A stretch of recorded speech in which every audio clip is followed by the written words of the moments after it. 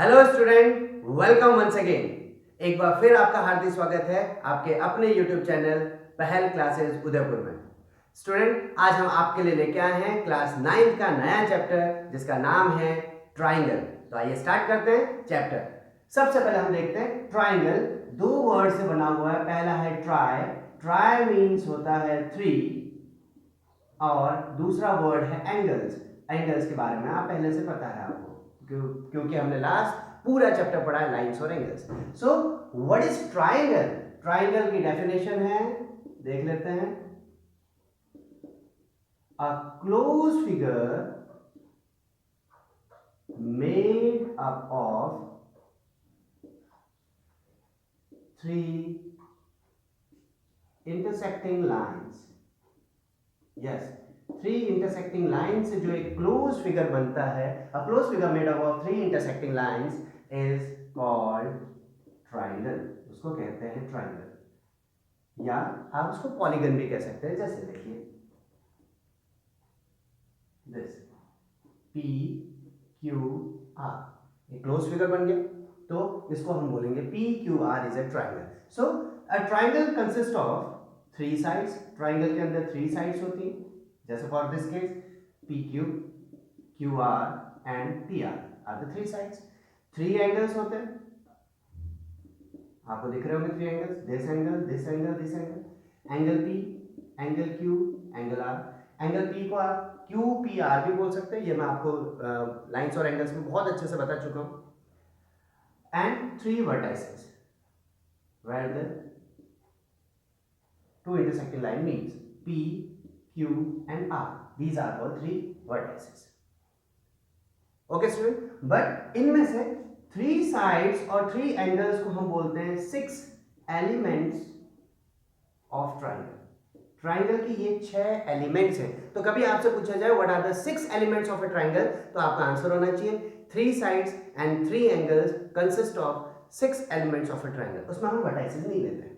अब कुछ कुछ जो हमने प्रीवियस चैप्टर में पढ़ा लाइंस और एंगल्स में, उससे रिलेटेड कुछ प्रॉपर्टीज हमारे यहाँ पे काम आने वाली है। सबसे पहले है angle sum property of triangle. तो स्टूडेंट बताइए, एंगल सम प्रॉपर्टी का मतलब angle P plus angle Q plus angle R, ये इंटीरियर एंगल्स जो हैं, इन तीनों का सम कितना होता है? 180। ये काम आ सकता है कहीं पे हमारे। एंगल सम प्रॉपर्टी, जिसको इंटीरियर एंगल सम प्रॉपर्टी भी कह सकते हैं। और इसी के साथ में एक और प्रॉपर्टी थी जिसका नाम था exterior angle property. Exterior angle property of triangle क्या होता है? Exterior angle, when we extend any side then this angle is called exterior angle. Angle PRS किसके इक्वल होता है? Yes, sum of the opposite interior angles. Opposite में जो interior angle है उनके सम के बराबर होता है। कहीं पर भी हो सकता है, आप किसी भी साइड पर एक्सटेंड करोगे। These are the 2 properties which we can use in this chapter. तो आइए अब चैप्टर का स्टार्ट करते हैं। ट्राइंगल्स में इस साल हमको क्या पढ़ना है? इस साल हमको पढ़ना है कॉन्ग्रुएंसी ऑफ अ ट्राइंगल। बहुत ही इंपॉर्टेंट टॉपिक है, और ये टॉपिक हम लोगों ने थोड़ा बहुत चैप्टर हमने पढ़ा है 7th क्लास में, उसी का लिंकअप हम लिखते हुए चलेंगे, फिर 9th क्लास में आगे बढ़ेंगे। सो स्टूडेंट, आइए स्टार्ट करते हैं चैप्टर। सबसे पहले कॉन्ग्रुएंसी पढ़ने से पहले हम लोगों को कुछ नए वर्ड्स पता होने चाहिए। Similar, this is the new word. Similar मतलब क्या होता है? हैविंग सेम शेप, जिसका शेप क्या हो? ऐसे ऑब्जेक्ट्स जिनका शेप सेम हो। फॉर एग्जाम्पल मैं आपको व्यू कर रहा हूं, मैं आपको दिखाता हूं। देखिए ये 2 बॉटल्स हैं, दोनों क्या है? देखा जाए तो सिलेंड्रिकल शेप की, ये भी सिलेंड्रिकल शेप, ये भी सिलेंड्रिकल शेप, अगर हम कैप तक नहीं लेते। बट दोनों का क्या शेप सेम है? बिल्कुल शेप क्या है? सेम है। बट क्या दोनों की साइज सेम है? नहीं। तो हम सिर्फ सिमिलर्स में क्या देखते हैं? शेप देखते हैं। For example, one more example, these 2 books, this is cuboid, this is also cuboid, दोनों का शेप क्या है? सेम है। For example, so there are so many examples surrounding us. हमारे आसपास में बहुत सारे ऐसे एग्जाम्पल्स हैं जिसमें आप 1 rupee coin, 2 rupee coin, 10 rupees coin, 5 rupees coin, इन सब का शेप क्या है? सिलेंड्रिकल शेप का है। हम सबके मोबाइल्स लगभग लगभग क्यूबॉइडिकल शेप में, कोई छोटे हैं बड़े हैं, पर शेप क्या है सबका? सेम। उसको हम कहते हैं सिमिलर ऑब्जेक्ट्स। फॉर एग्जाम्पल, मैंने बोला एक ट्राइंगल ये रहा, एक ट्राइंगल ये रहा, सेम शेप के, ठीक है। मैंने बोला एक सर्कल ये रहा, एक सर्कल ये रहा, एक सर्कल और बड़ा बना, शेप सब सर्कुलर शेप के, छोटे बड़े हैं, साइज में डिफरेंस है पर शेप क्या है सबका अलग अलग। तो आप अपने आसपास में जब आइडेंटिकल करेंगे देखेंगे तो आपको लगेगा कि बहुत सारे आपके आसपास में क्या है ऑब्जेक्ट्स हैं जो सेम शेप के हैं, तो उनको हम बोलते हैं सिमिलर। ये चैप्टर हम पूरा डिटेल में और कि क्या क्या क्राइटेरिया होते हैं सिमिलरिटी के, वो हम 10th क्लास में पढ़ेंगे। इस बार हमको पढ़ना है कॉन्ग्रुएंसी। कॉन्ग्रुएंसी क्या होता है? Object having same shape and size। ये स्टूडेंट जिसका शेप और साइज दोनों ही सेम होगा, शेप भी सेम होना चाहिए, साइज भी सेम होना चाहिए, उसको हम कहते हैं कॉन्ग्रुएंट ऑब्जेक्ट। जैसे फॉर एग्जांपल 2 मार्कर्स, देखिए शेप सिलेंड्रिकल, देखिए साइज दोनों का लग बिल्कुल बराबर, तो these two objects are called congruent objects। Maths की 9th क्लास की एनसीईआरटी बुक उठा लीजिए, आपके और आपके फ्रेंड की दोनों के हैं कॉन्ग्रुएंट। 10 रुपीज का कॉइन, 10 रुपीज का coin, they are identical. 100 rupees note, 100 rupees note, they are equal in shape and size, so these are called congruent. तो क्या करिए आप अपने घर के अपने आसपास में देखिए कुछ 2 सिमिलर ऑब्जेक्ट्स को सर्च कीजिए और 2 कॉन्ग्रुएंट ऑब्जेक्ट को सर्च कीजिए, आपको अपने आप पता चल जाएगा कि सिमिलर में हम सिर्फ शेप देखते हैं और कॉन्ग्रुएंसी हम शेप प्लस साइज देखते हैं। अब फॉर एग्जांपल अगर मैं आपसे पूछूं 2 रेक्टेंगल्स आर कॉन्ग्रुएंट,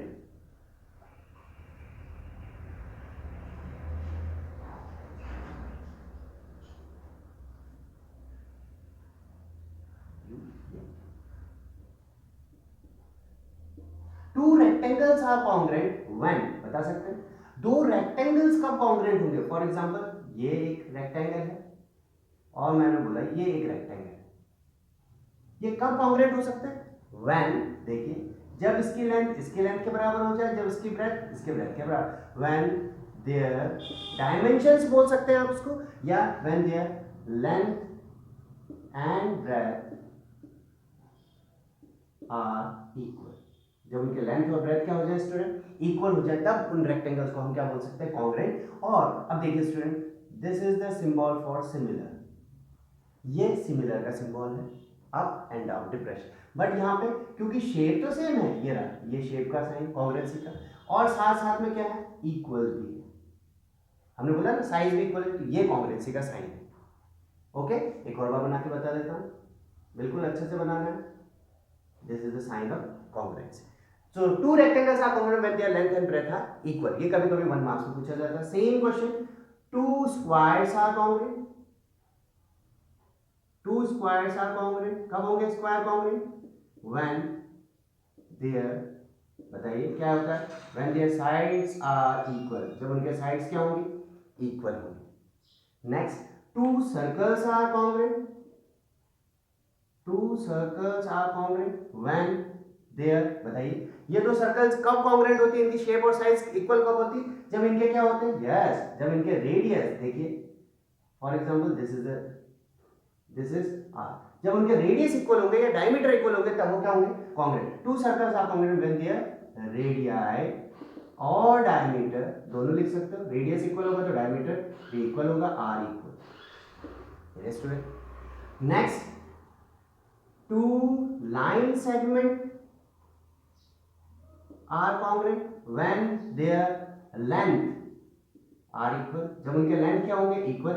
अगर एक लाइन सेगमेंट 5 सेंटीमीटर का, दूसरा भी 5 सेंटीमीटर का, तब हमने बोला for example this is the line segment A B of 4.5 centimetre, this is the line segment P Q, हमने बोला दिस इज 4.5 सेंटीमीटर। हमने बोला ये दोनों का शेप और साइज क्या है? सेम है, तब हमने बोला कि उनके लेंथ अगर इक्वल है तो 2 ट्रायंगल को हम क्या बोल सकते हैं? कॉन्ग्रुएंट बोल सकते हैं। Next 2 angles are congruent, 2 angles are congruent कब? when their measure are equal, measure उनके angles क्या होंगे? इक्वल होंगे when their measures are equal। अगर एक एंगल 60 डिग्री का दूसरा भी 60 डिग्री का है तब हम बोलेंगे they are congruent। These are the things we have learned in chapter in class 7। हमने ये 7th क्लास में पढ़ा हुआ है। बट हमारा बेसिक सेंस क्या है कि सिमिलर क्या होता है जिसमें सेम शेप होता है, कॉन्ग्रुएंस क्या होता है जिसमें शेप और साइज भी सेम होता है। फॉर एग्जांपल और हैंड, देखिए क्या मेरे ये दोनों हाथ सिमिलर हैं या कॉन्ग्रुएंट है, बताइए। देखा जाए तो ये सिमिलर तो दिख रहे हैं आपको एक जैसे, पर ये कॉन्ग्रुएंट भी है। अगर मैं एक हाथ को दूसरे हाथ के ऊपर कर दूं तो ये एक दूसरे को ओवरलैप कर जाएंगे, देखिए। हाँ, किसी का हाथ छोटे बड़े हो तो वो अलग बात है, पर इस केस में देखिए पीछे वाला हैंड क्या हो रहा है, हाइड हो रहा है। तो ये भी हम बोल सकते हैं कॉन्ग्रुएंसी में कि अगर एक फिगर को दूसरे फिगर के ऊपर में हम करें तो वो दूसरे को ओवरलैप कर जाता है कंप्लीटली, तो उसको हम कहते हैं कॉन्ग्रुएंसी। होप आप लोगों को ये कॉन्सेप्ट समझ आया होगा कॉन्ग्रुएंसी क्या होता है। अब क्योंकि हमारा चैप्टर है ट्राइंगल्स, तो हमको कॉन्ग्रुएंसी इन सारे ऑब्जेक्ट्स की नहीं पढ़नी है, हमको पढ़नी है ट्राइंगल की कॉन्ग्रुएंसी, कि कॉन्ग्रुएंसी ऑफ ट्राइंगल्स क्या होता है। तो आइए उस टॉपिक पे स्टार्ट करते हैं। आइए स्टूडेंट स्टार्ट करते हैं most important topic, congruency of triangle. देखिए अब मैं दो ट्राइंगल ड्रॉ कर रहा हूं। First is ABC and another is PQR। अब मैथ्स के अंदर जैसा दिख रहा है वैसा मायने नहीं रखता है, दिखने से इंपॉर्टेंट ज्यादा है कि आपको जो डेटा गिवन है वो ज्यादा मायने रखता है। फॉर एग्जांपल यहाँ पे देखिए, फॉर एग्जांपल मैंने साइड दी आपको यहाँ पे 4.5 सेंटीमीटर, मैंने यहाँ पे दी 4.5 centimetre. For example this is side 5 centimetre, this is 5 centimetre, this is 6 centimetre, this is 6 centimetre, for example. Understood. अब साथ ही साथ में मैंने एक और एंगल दिया यहाँ पे, for example this is 60 degree, this is 60 degree, this is 70 degree, this is 70 degree, and this is 50 degree, and this is 50 degree. So student congruency of triangle, जैसे हमने रेक्टेंगल देखा, स्क्वायर देखा, सर्कल देखा, तो जो उनके डायमेंशंस थे, जैसे रेक्टेंगल के अंदर हमने लेंथ और ब्रेथ हमने देखा कि दो रेक्टेंगल की अगर लेंथ और ब्रेथ इक्वल हो जाता है हमने उसको कॉन्ग्रुएंट को। बट दो ट्राइंगल में हमने देखा कितने एलिमेंट्स होते हैं, 6 एलिमेंट्स होते हैं। तो 6 एलिमेंट्स में हमने देखा 3 साइड्स होती हैं और 3 एंगल्स होते हैं। तो हमने क्या देखा, 3 एंगल्स और 3 एंगल्स गिवन है, 3 साइड्स और 3 साइड्स अगर गिवन है, अगर दोनों ट्रायंगल की 6 एलिमेंट्स गिवन है तो क्या हम देख सकते हैं उसके बाद क्या कॉन्ग्रुएंसी है। तो आइए देखते हैं कैसे। सबसे पहले हमने देखा कि जो BC साइड है वो किसके बराबर है, 4.5 की, दूसरे PR के बराबर है, कितना है 4.5, क्यों, बिकॉज गिवन है 4.5 सेंटीमीटर गिवन है। नेक्स्ट साइड AC साइड किसके बराबर है, QR के बराबर है, हाउ मच 5 सेंटीमीटर, क्यों है, because this is also given. Third side देख लीजिए AB is equal to PQ, how much 6 centimetre, because this is also given. तो 3 साइड्स कंप्लीट हो गए।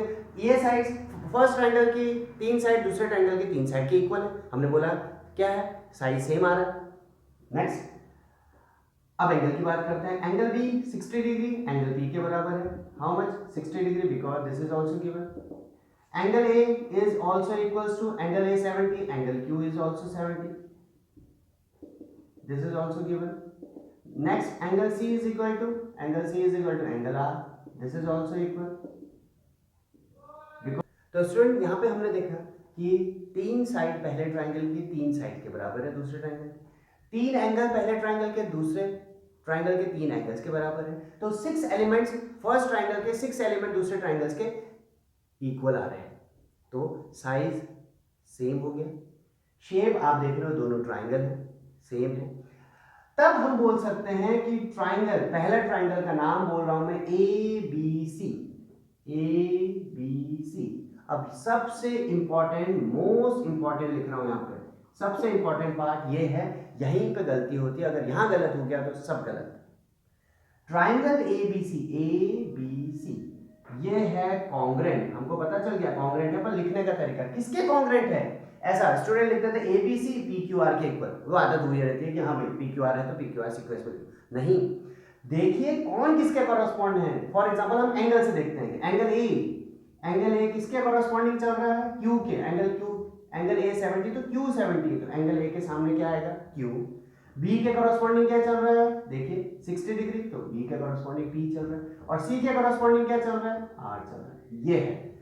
तो आप ABC is equal to PQR नहीं लिख सकते, ABC इज इक्वल टू क्या लिखेंगे, QPR लिखेंगे। तो क्या लिखेंगे, ABC is equal to QPR।